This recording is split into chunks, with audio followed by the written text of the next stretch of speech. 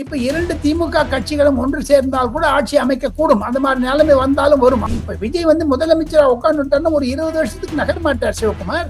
அதிமுகவும் திமுகவும் சேர்ந்து கொண்டு பிரேமலதாவை சபாநாயகராக்கிறார் என்றால் புதுச்சேரியில் நடந்தது இப்ப தமிழகத்தில் நடக்க ஆரம்பித்து விட்டதே என்ற ஒரு மன வருத்தம் எனக்கு இருக்கிறது சிவகுமார்.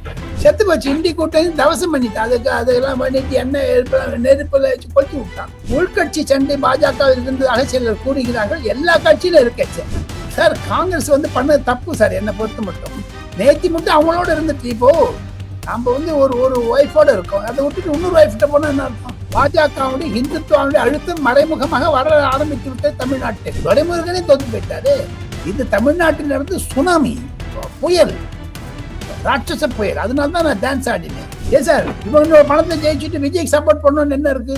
இல்ல விஜய் முதலமைச்சர் ஆகிறதுக்கு எடப்பாடி பழனிசாமி எதுக்கு சப்போர்ட் பண்ணும்? காங்கிரஸ் பண்றது 4 MP 5 எம்எல்ஏ.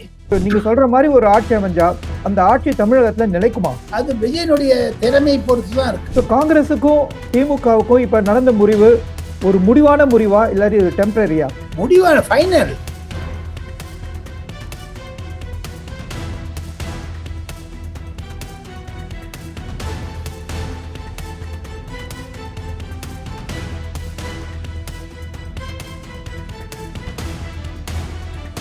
வணக்கம் தென்னவன் மீடியா நண்பர்களே. இன்றைய பரபரப்பான தமிழக அரசியல் சூழலில் நம்முடன் இணைந்திருப்பவர் திரு டெல்லி ராஜகோபாலன் அவர்கள். வணக்கம் சார். நமஸ்காரம். நமஸ்காரம் சார். நமஸ்காரம் சார். விஜய் ஆளுநரை சந்திச்சு ஆட்சி அமைக்க கோரிக்கை விடுத்திருக்கார். பெரும்பான்மையை நிரூபிக்க 15 நாள் அவகாசம் கேட்டிருக்கார். இந்த 15 நாட்கள்ல என்ன நடக்கும்? ஆளுநர் எப்படி ரெஸ்பாண்ட் பண்ண போறார்?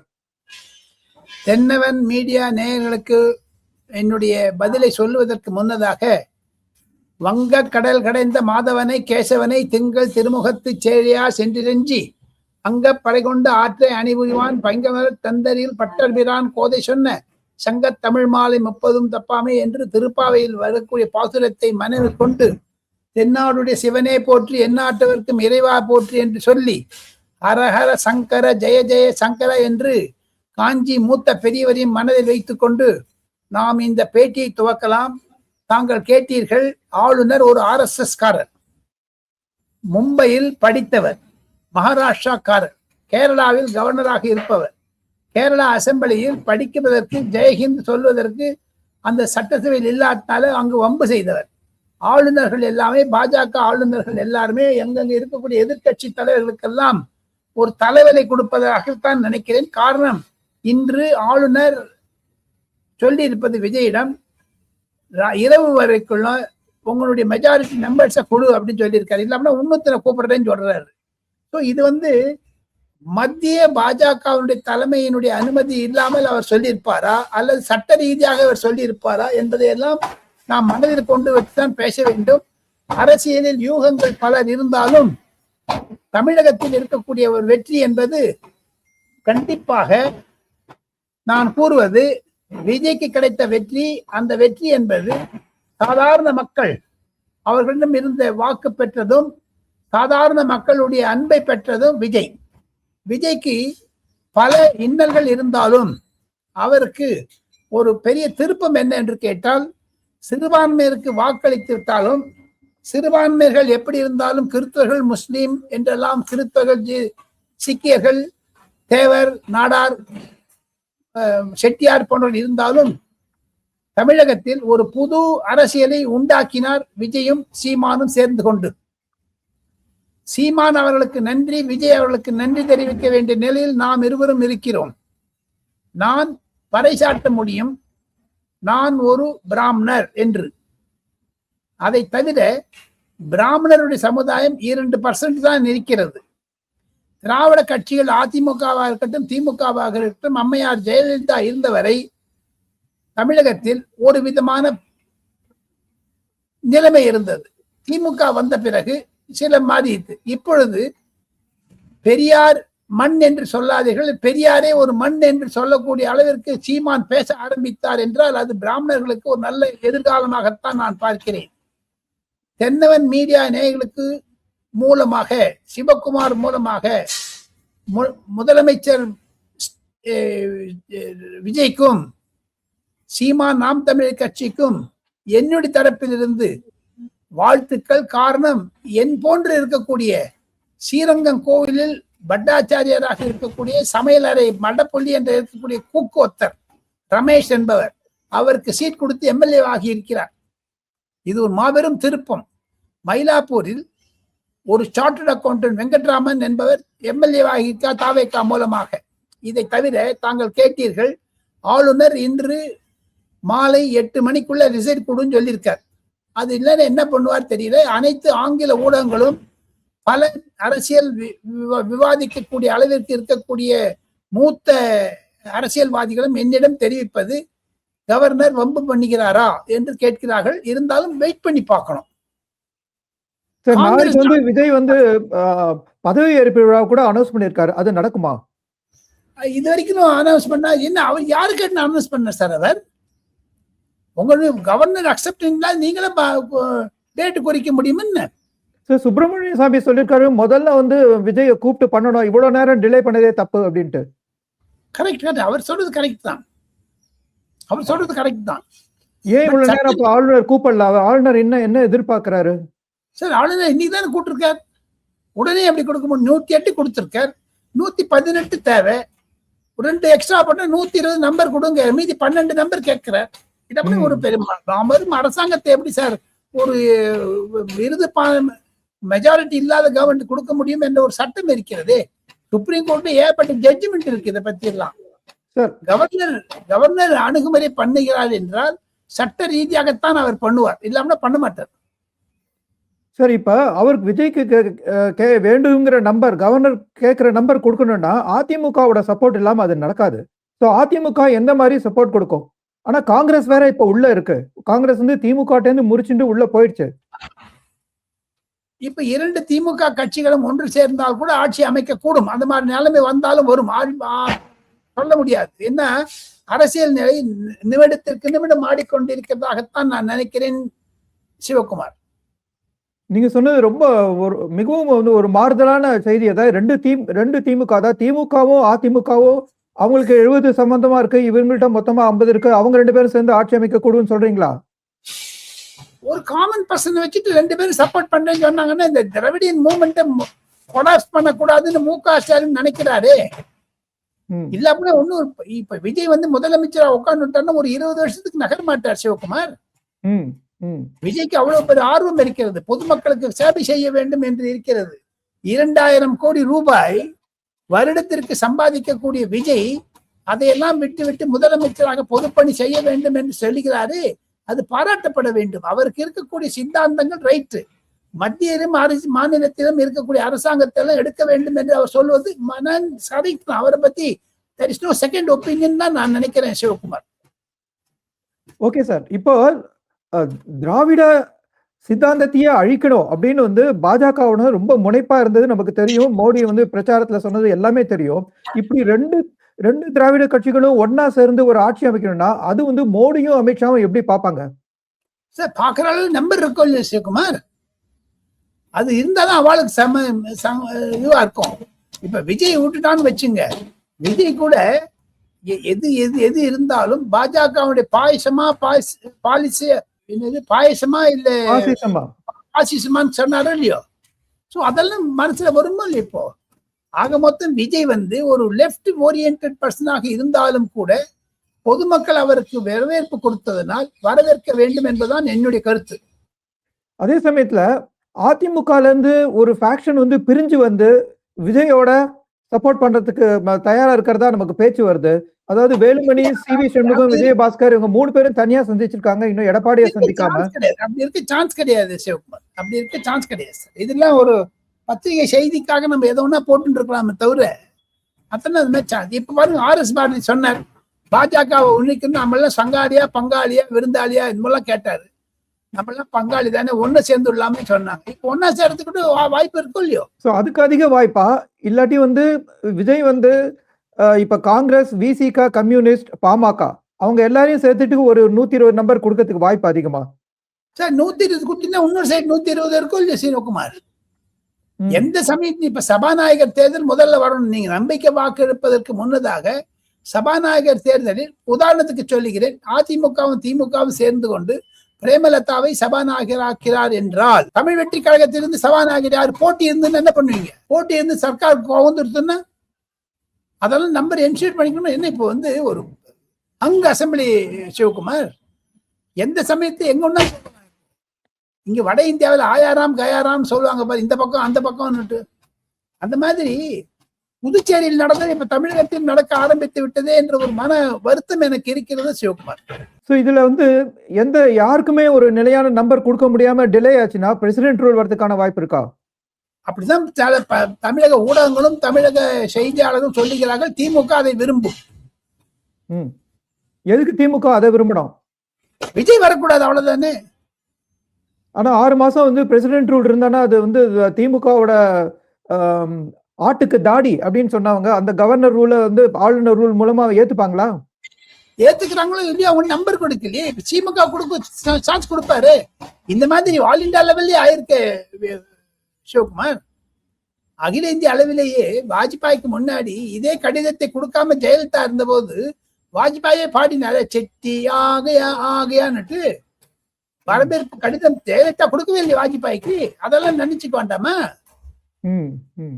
இப்போ எடப்பாடி பழனிசாமி கவர்னருக்கு கொடுக்கலன்னா இதே ஆளுநர் KR நாராயணன் 272 எங்க இருக்கு காமிங் கேட்டாரோ இல்லையோ?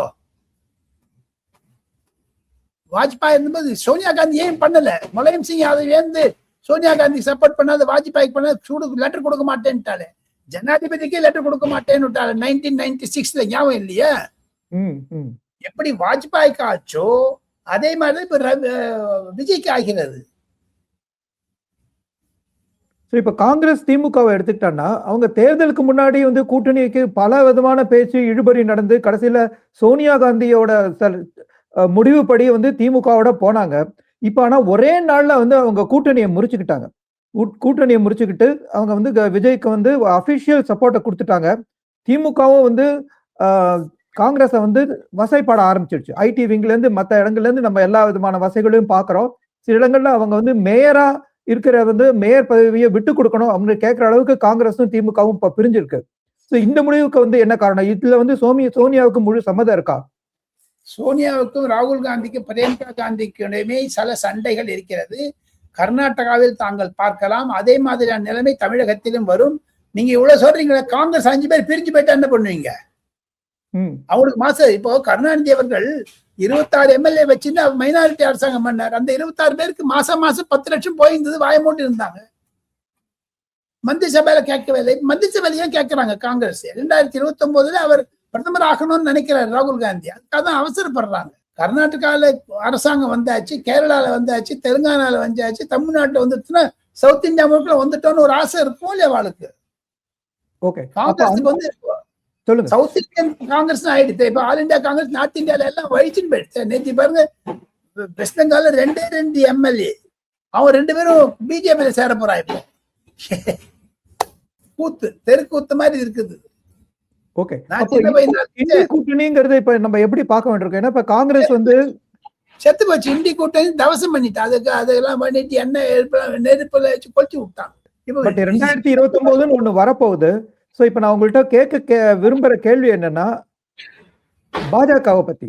சோ பாஜகல இருந்து ஒரே ஒரு MLA தான் இப்ப வந்து தமிழக சட்டமன்றத்துக்குள்ள போறாங்க. சோ அந்த கட்சியோட ஸ்டார் வேட்பாளர்கள் வானதி சீனிவாசன், எல் முருகன், நயனா நாகேந்திரன், தமிழிசை சவுந்தரராஜன், பேராசிரியர் ராம சீனிவாசன் எல்லாருமே தோல்வியை தழுவிருக்காங்க. இந்த அளவுக்கு பாஜக தோல்வியை தழுவுறதுக்கு என்ன காரணம்னு நீங்க நினைக்கிறீங்க?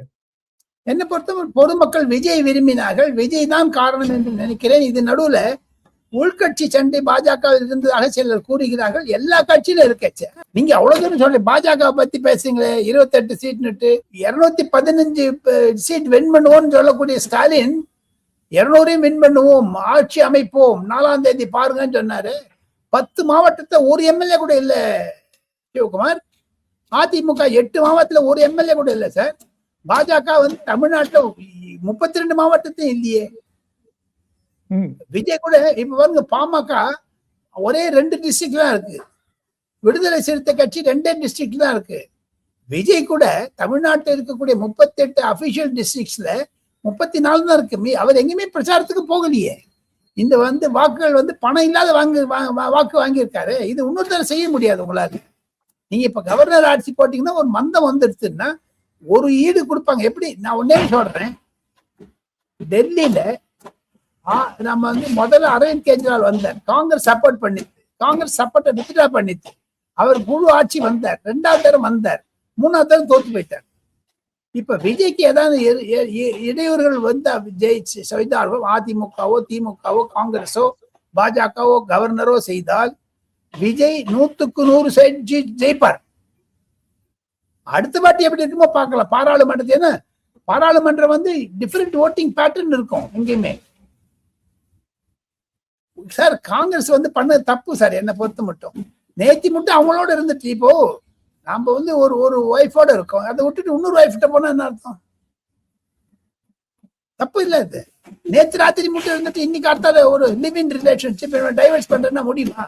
அரசியல்ல நடக்கிறது அது நம்ம கண் கூட இப்ப கண் முன்னாடி பார்த்துட்டோம். ஏன்னா ரொம்ப பலமான கூட்டணி, எஃகு கூட்டணி சொல்லியிருந்தவங்க ஒரே நாள்ல வந்து நெல்லிக்காய் மூட்டை மாதிரி சிதறதை நம்ம கண் முன்னாடி பார்க்க முடியுது. ஸோ இப்ப நீங்க சொல்ற மாதிரி இப்ப மீண்டும் ஒரு தேர்தல் வந்தான்னா திமுக பக்கம் யாருமே நிக்காம திமுகல இருக்கிறவங்க அத்தனை பேரும் தாவேகா பக்கம் வரதுக்கான வாய்ப்பு இருக்குன்னு சொல்ல வரீங்களா? இருக்கு. தேர்தல் எல்லா எம்எல்ஏக்கும் ஆட்டம் காணும். ஏன்னா 50,000 கோடி செலவழிஞ்சிருக்கு மொத்தம் எல்லா கட்சியில இருந்தும். திருப்பி அந்த 50,000 கோடி ஜெனரேட் பண்றதுன்னா 2 வருஷம் 3 வருஷம் ஆகும். இப்ப ஒவ்வொரு கேண்டிடேட்டுக்கும் 20 கோடி கொடுத்தாங்கல்ல, டிஎம்கேல இருந்து, பிஜேபியில இருந்து 1 கோடி கொடுத்தா, தாவேகால இருந்து 2 கோடி கொடுத்தாங்க. எல்லாருக்கும் பணம் தேவையில்லை, எல்லாம் விஜய் பணம் தானே. பப்ளிக் எங்க இருந்து பணம் கொடுத்தாங்க? இவங்க திமுகவுக்கு அதிமுகக்கெல்லாம் ஊழல் பணம்னு விஜய் சொன்னா கூட அது ஊழல் பணம் இல்லை. தனியா இருந்தா கூட 5 கோடி 10 கோடி 20 கோடி கொடுத்துருக்காங்க. எனக்கு தெரிஞ்ச ஒரு எம்எல்ஏ 25 கோடி செலவழிச்சிருக்காரு, தோத்து போயிட்டாரு 300 வாக்குல. அதனால இன்னொரு தேர்தல் வராது சிவகுமார். எல்லா எம்எல்ஏ சேர்ந்து என்ன ஒண்ணு பண்ணி என்ன இப்போ பாராளுமன்றத்தை நான் பார்த்திருக்கேன், இதே ஸ்திதி பாராளுமன்றத்திலே இருந்தது. ஆமா ஆமா. இப்ப திருப்பி நான் பாஜக பக்கம் வர விரும்புறேன். சோ பாஜக சீனியர்கள் என்ன சொல்றதுன்னா, வழக்கமா பாஜகவுக்கு விழற பிராமணர் வாக்குகளே இந்த தடவை வந்து பாஜகவுக்கு விழலாங்க இருக்க. நீங்க வந்து விஜயோட அலையில வந்து இதை அடிச்சு போச்சு அப்படின்னு நீங்க சொல்றீங்க. அதை எனக்கு நான் கேட்டேன். அந்த கேள்விக்கு நான் திரும்பி வர விரும்ப காரணம் என்னன்னா, கோயம்புத்தூர்ல பிராமணர்கள் சங்கம் கூட்டம் போட்டு தேசிய ஜனநாயக கூட்டணிக்கு வாக்களிப்பு தான் தீர்மானம் நிறைவேற்றினாங்க. ஆனா அந்த கூட்டணியில பிராமணர்களுக்கு வந்து ஒரு வாய்ப்பே கொடுக்கல. நீங்க சொன்ன மாதிரி தாவேகா 2 வாய்ப்பு கொடுத்து, சீமான் 6 பேருக்கு கொடுத்தாரு. சோ இதனால வந்து பிராமணர்கள் வந்து தேசிய ஜனநாயக கூட்டணிக்கு வாக்கே அளிக்கல அப்படின்னு வந்து ஒரு கூற்று பரவுது. நீங்க என்ன நினைக்கிறீங்க? அப்படி ரேண்டமா சொல்ல முடியாது sir. I am committed to particular ideology. I may vote for X or Z. அதை நீங்க பாஜகவோ சிவகுமாரோ காங்கிரஸோ வற்புறுத்த முடியாது. எனக்கு மனசுல என்ன படுறதோ நான் போடுவேன். அப்படி பார்க்க போனீங்கன்னா பிராமணர் சங்கத்துல வந்து விஜய்க்கும் சீமானுக்கும் இப்போ ஒரு புது ட்ரெண்ட் வந்துடுது பாருங்க. அது தமிழ்நாட்டுல பிஜேபி இப்ப முஸ்லீமுக்கு ஏன் கொடுக்கலன்னு கேட்கிற மாதிரி பிராமணருக்கு ஏன் கொடுக்கலன்னு கேட்கிற. இது அழுத்தத்தை அண்டை மாநிலத்துக்கும் வரும், யூபியில வரும், பீகார்ல வரும், தமிழ்நாட்டுல கொடுத்தாம் பாருங்க. இதுதான் நான் சொல்லுகிறேன், பாஜகவுடைய இந்துத்துவாவுடைய அழுத்தம் மறைமுகமாக வர ஆரம்பித்து விட்டது தமிழ்நாட்டில். சார், இப்ப உங்கள்கிட்ட தனிப்பட்ட முறையில ஒரு கேள்வி நான் கேட்கணும். நீங்க வந்து ஒரு பேட்டியில விஜய் ஆட்சி வந்ததை ரொம்ப கண்ணீரோட வரவேற்றிருந்தீங்க. அப்ப திமுக ஆட்சி முடிஞ்சது ரொம்ப சந்தோஷம் அப்படின்னு பேசியிருந்தீங்க. ஏன் அப்படி பேசினீங்க? காரணம் என்ன என்று கேட்டால், ஊழல். என்னுடைய மிக மிக ஆப்த நண்பர், என்னுடன் கல்லூரியில் படித்தான், என்னுடன் ஸ்கூல்ல படிச்சான், என்னுடைய காலேஜில் படிச்சான். அவனுடைய மருமகள், மகன், பேரன் மூவருமே போதைப் பொருளுக்கு அடிமையாகி வீட்டுல போனாங்கன்னா படுத்துட்டே இருக்காங்க. இன்ஜெக்ஷன் போட்டுக்கிற கையில அப்படியே கொக்கைன் அது பேரே தெரியாது எனக்கு. என்கிட்ட அழுதான் அந்த என்னோட ஃப்ரெண்டு, பேர் சொல்ல விரும்பல நான். அப்புறம் நம்ம சமாதானப்படுத்தினு சில காலேஜ் சில இடத்தெல்லாம் போய் அவன் சொல்லி பார்த்தா ஒண்ணுமே நடக்கல. அதுல என்ன ஆச்சுன்னு கேட்டீங்கன்னா, கடைசியில அந்த அந்த 3 பேருமே செத்து போயிட்டா சிவகுமார். என்னுடைய நான் வளர்ந்த தமிழ்நாட்டில் அப்படி நடக்குது. இந்த மாதிரி 22,000 கொலை நடந்திருக்கு சார். 6,500 விதவைகள் கோர்ட்ல வந்தது, கேஸ் வந்தது. வராது எவ்வளவு இருக்கும்? எதனால? ஹஸ்பண்ட் சாப்பிட்டு இந்த போதைப் பொருள் சாப்பிட்டு செத்து போறது, சண்டை போடுறது, அடிக்கிறது, வீட்டுல ஹோம் வயலன்ஸ் வருது. இதெல்லாம் காரணம் இல்லையா? அதைத்தான் நான் சொன்னேன். விஜய் வந்து மாத்திரைன்னு சொல்லியிருக்காரு. விஜய் நிச்சயம் மாத்துவார். நான் இன்னும் சொல்றேன், நான் டான்ஸ் ஆடினேன். யாரு அந்த ஒரு உணர்ச்சி வசப்பட்டேன். காரணம் நான் கண் முன்னாடி பாக்குறேனே. அதெல்லாம் விட்டுருங்க சிவகுமார். நான் ஒரு கிராமத்தை சேர்ந்தவர். அந்த கிராமத்தில் இருக்கக்கூடிய ஒரு திமுக அமைப்பாளர் என்னுடைய உறவினருக்கு தெரிந்தவர்கள். அவர் ஒரு பர்டிகுலர் சமுதாயத்தை சேர்ந்தவர். அவருடைய குடும்பத்திற்கு அந்த ஊர்லயே குறைந்தது ஒரு 30-40 வருஷமா 5-3 தலைமுறைகளாக இருந்து வருகிறார்கள். அவர் இன்று 10,000 கோடி ரூபாய் வைத்திருக்கிறார். திமுகவில் இருக்கக்கூடிய ஒன்றிய செயலாளர் அந்த வந்து லூட் அடிச்சாங்க Sivakumar. they manipulated like anything Sivakumar. அப்படி இல்லைன்னா எதுக்காக பழனிவேல் தியாகராஜன் தோத்து போனோம்? நீங்க பிஜேபி பத்தி சொல்றீங்களே, 33 மந்திரியில 18-19 மந்திரி தோத்து போயிட்டாங்களே. துரைமுருகனே தோத்து போயிட்டாரு. இது தமிழ்நாட்டில் இருந்து சுனாமி புயல், ராட்சச புயல். அதனாலதான் நான் டான்ஸ் ஆடினேன். இப்ப தெரியுமா உங்களுக்கு? அதனாலதான் அந்த உணர்ச்சி. இப்ப அந்த உணர்ச்சி என்கிட்ட இல்ல. காரணம் என்ன என்று கேட்டால் எல்லாமே ரிசல்ட் வந்துடுச்சு. ரிசல்ட் வந்துட்டே இருக்குச்சு. I got this excitement. நிறைய பேர் எனக்கு சொன்னாங்க, இத்தனை வயசுல என்னத்துக்கு நீ எக்ஸைட்மெண்ட் ஆறேன்னுட்டு. காரணம் என்ன என்று கேட்டால், நான் 45 வருஷமா தமிழ்நாடு அரசியலை பார்த்து கொண்டு வருவதுதான் சொல்றேன். நான் ஒரு பத்திரிகையாளனா இருந்தாலும் எனக்கும் உணர்ச்சி இருக்கும் இல்லையோ சார். நீங்க வந்து டெல்லியில இருந்து அரசியலை கண்காணிப்பவர். ஸோ நீங்க சொல்ற மாதிரி ஒரு மாற்றம் வந்து 2 திராவிட கட்சிகளும் ஒன்னா சேர்ந்து ஆட்சி அளிக்க முன் வந்தா இதை வந்து பிரதமர் மோடி எப்படி பார்ப்பார்? முதல்ல அவர் இந்த பாரதிய ஜனதாவுக்கு வங்கத்துல கிடைச்ச அவ்வளவு பெரிய வெற்றியோ தமிழகத்துல கிடைச்ச அவ்வளவு பெரிய தோல்வியும் எப்படி பாக்குறார்? 2 திராவிட கட்சிகளும் ஒன்னா சேர்ந்து ஆட்சி அமைக்க வந்தா அதை மோடியும் அமித்ஷாவும் எப்படி ஹேண்டில் பண்ணுவாங்க? அதை நீங்க கொஞ்சம் விவரிச்சு சொல்லணும். 2 விஷயமா நான் பேசுறேன். First of all, Stalin will not allow Edappadi Palaniswami. ஆனா ஒரு தனிப்பட்ட 3வது மனிதன் வந்துட்டார்னா திமுகவிலே இருக்குன்னா திமுக வீழ்ந்து விட்டது. இனி ஸ்டாலின் வந்து தலையெடுத்து கட்சி நடத்த முடியாது. உதயநிதி கையில வந்துடுத்து கட்சி. மூத்தவர்கள்லாம் தோத்து போயிட்டாங்க. டிஆர் பாலு உள்பட, நம்ம துரைமுருகன் உள்பட எல்லாருமே தோத்து போயிட்டாங்க.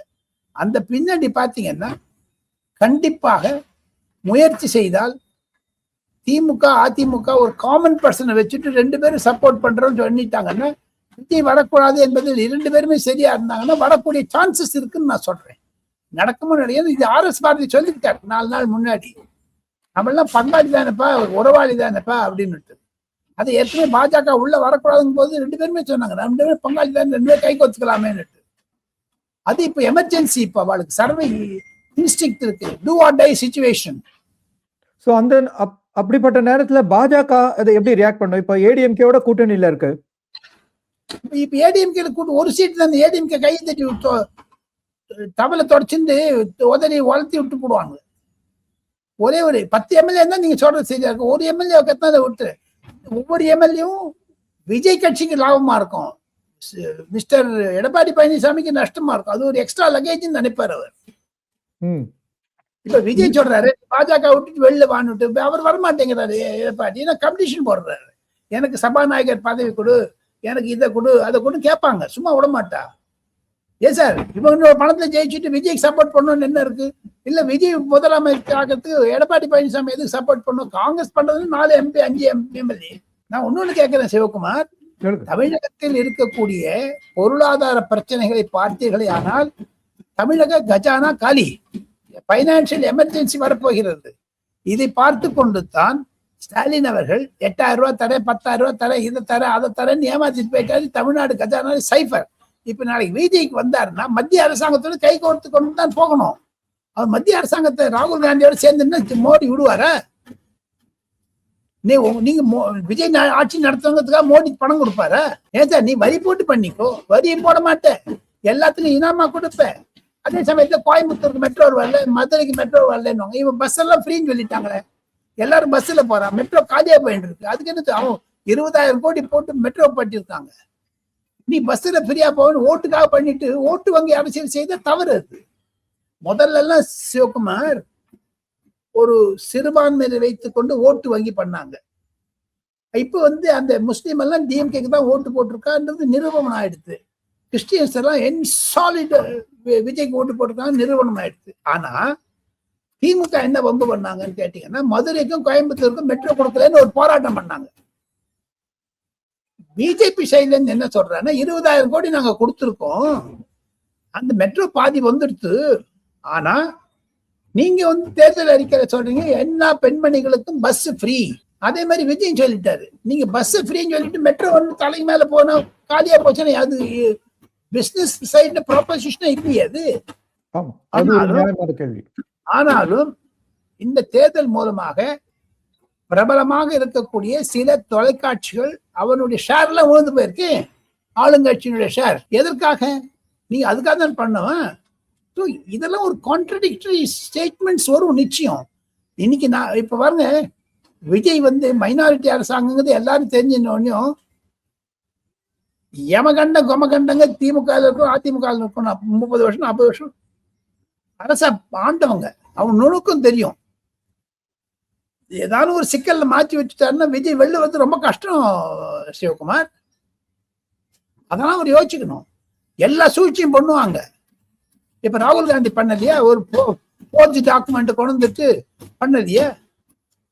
அந்த மாதிரி எதாவது நாளைக்கு பண்ண ஒண்ணு இல்ல. பங்காரு லட்சுமணன் வந்து பிஜேபி பிரசிடென்டா இருக்கும்போது 1 லட்ச ரூபா வாங்கி போடணும்ட்டு எவனோத்து தெல்கான்னு விட்டு பண்ணிட்டு ராஜினாமா பண்ண வேண்டியதாயிடுச்சு. நாளைக்கு இதே மாதிரி விஜயனுடைய மந்திரி எல்லாம் 20,000 ரூபாய் வாங்கினான்னு ஒரு வீடியோ எடுத்து ஒரு குறிப்பிட்ட தொலைக்காட்சியில போட்டாலும் என்ன ஆகும்? இதெல்லாம் ஜாகிரதையா இருக்கணும்னு சொல்ல வரேன் நான். விஜய் முதலமைச்சர் ஆவார், யாரும் இல்லைன்னு சொல்லல. 1 நாள் 2 நாள் தள்ளி போகும். வாஜ்பாய்க்கு ஆக்கலையா? வாஜ்பாய் 272 நம்பரே இல்லையே. நீங்க சொல்ற இந்த அரசியல் மாற்றங்கள் 2029 பாராளுமன்ற தேர்தலை பெரும் வகையில பாதிக்க கூட மாதிரி ப்ரொபோசல்ஸ் நீங்க சொல்றீங்க. சோ அதை மனசுல வச்சுக்கிட்டு இவங்க இந்த மாதிரி முடிவு எடுப்பாங்களா? இல்லாட்டி இந்த முடிவு வந்து ஒரு டெம்பரரி முடிவா இருக்காதா? இந்த அப்படி ஒரு நீங்க சொல்ற மாதிரி ஒரு ஆட்சி அமைஞ்சா அந்த ஆட்சி தமிழகத்துல நிலைக்குமா? அரவிந்த் கெஜ்ரிவால் மாதிரி ஊந்துருவோம். அது விஜயனுடைய திறமை பொறுத்துதான் இருக்கு. ஒரு கசப்பு வளர ஆரம்பிக்க கூடாது. இப்ப நல்லா இனிப்பா இருக்குது. தேர்தலுக்கு தேர்நிலவு 6 மாசம் சொல்றாங்க. இப்ப இருக்கிற சிச்சுவேஷன் டிஜிட்டலைஸ் மீடியால தேர்நிலவு வந்து ஒரே நிமிஷம் எல்லாம் ரீல்ல வந்துடுது. இப்ப ஒரே 3 நிமிஷம் யாருமே நியூஸ் பேப்பர் படிக்கிறது கிடையாது. எல்லாம் இப்படி இப்படி இப்படி இப்படி பாடிட்டு போயிடுறாங்க. நான் பத்திரிகை தொழில் இருந்த போது டாக்குமெண்ட்ஸ் எல்லாம் கொண்டு வந்து ஜேர்னலிசம் பண்ணேன். இப்ப யாருமே பண்றது கிடையாது. ட்விட்டரை பார்த்துட்டு படிக்கிறாங்க. இந்த மீடியால பாத்தீங்கன்னா கண்டிப்பாக பாதிப்பு இருக்கும் என்பதுதான் என்னுடைய கருத்து. சார், இப்ப நீங்க வந்து குயிக்கா ஆன்சர் பண்ணுங்க. சின்ன ஒரு கேள்வி கேட்கிறேன். பிரதம மந்திரி மோடி எப்படி ரியாக்ட் பண்ணுவார் இந்த சிச்சுவேஷன்ல? அவர் வந்து வளர விட்டுருவார். தமிழ்நாட்டுக்கு சம்பந்தமே கிடையாது. ஏன்னா வெஸ்ட் பெங்கால்ல முயற்சி செய்தார்கள், ஆட்சி பிடித்தார்கள்.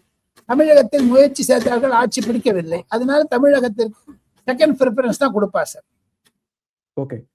சோ கவர்னர் செய்யக்கூடிய அடுத்த ஒரு செயல் என்னவா இருக்கும்? விஜயை கூப்பிடுவதற்கு முன்னதாக அதிமுகவிலிருந்து பெரும்பான்மை மெஜாரிட்டி கொடுக்க இன்னும் 10 பேர் எங்கேருந்து வருவான்னு கேட்கறதுக்கு பண்ணுவாரு. அதுதான் என்னுடைய கருத்து. நீங்க ஃபுல் மெஜாரிட்டி காம பண்ணுவேன். இப்போ அவசர அவசரமா விஜய் பண்ணினது தப்பு. நாளைக்கு பதவி பிரமாணம் பண்றேன் 10:30 மணிக்கு எல்லாம் சொன்னது தப்பு. Without government permission. ஸோ இந்த ஆட்சி வந்து அரங்கேறாம பாத்துக்க திமுக வந்து என்ன பண்ணக்கூடும்? கிளர்ச்சிகள் பண்ணுவார்கள். அவருக்கு டைம் கிடையாது. இந்த பொதுமக்களுக்கு விரோதம் இருக்கும். அதனால they will definitely allow this government, then topple it. So காங்கிரஸுக்கும் திமுகவுக்கும் இப்ப நடந்த முடிவு ஒரு முடிவான முடிவா இல்லாட்டி டெம்பரரியா? முடிவான ஃபைனல். ஏன் சார் 6 மாசமா நடந்துட்டு இருக்கு சிவகுமார். இன்னைக்கு நேத்தின்னு இல்ல சார், 6 months நடந்திருக்கு. ராகுல் காந்தி தமிழ்நாட்டை பிரச்சாரம் பண்ணாரா? இல்ல விஜய் வந்து பேசும்பொழுது உண்மையான காங்கிரஸ் என்னோட இருக்குன்னு சொன்னார். அது ராகுல் காந்தி காங்கிரஸ் தானே அது? அதெல்லாம் போட்டு பார்க்க மாட்டாங்களா? நேயர்களே, உங்க கருத்தை நீங்க கமெண்ட் செக்ஷன்ல பதிவிடுங்க. இப்படி ஒரு பரபரப்பான சூழ்நிலையில உங்களுடைய கருத்துக்கள் ரொம்ப மிக முக்கியமாக ஆழ்ந்து எங்களால் படிக்கப்படும். நன்றி. மீண்டும் ஒரு முறை திரு டெல்லி ராஜகோபாலனை வரை சந்திப்போம். வணக்கம் சார். நமஸ்காரம். நமஸ்காரம்.